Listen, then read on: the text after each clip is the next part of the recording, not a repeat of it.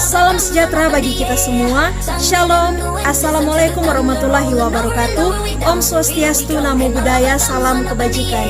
Perkenalkan, nama saya Kesha Betania Okem dengan NIM 19081103019, kelas Ilmu Pemerintahan Ganjil semester 5. Tujuan pembuatan video ini untuk memenuhi tugas mata kuliah Ekonomi Politik yang diberikan oleh dosen pengajar Dr. Alfun Kimbal, SOS, MSI. Pada saat ini saya akan menyampaikan 5 definisi ekonomi politik menurut para ahli dan pendapat saya tentang ekonomi politik.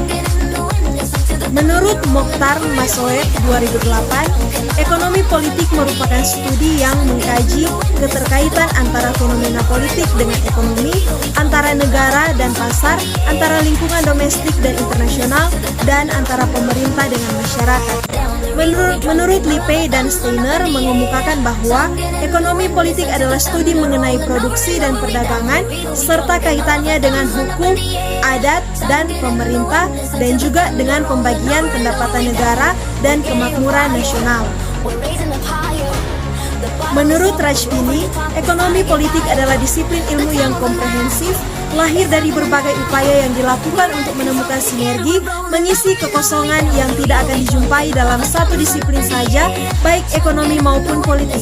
Menurut Vincent Mosco 1995, ekonomi politik adalah studi tentang hubungan sosial, khususnya hubungan kekuasaan, produksi, distribusi, dan konsumsi sumber daya.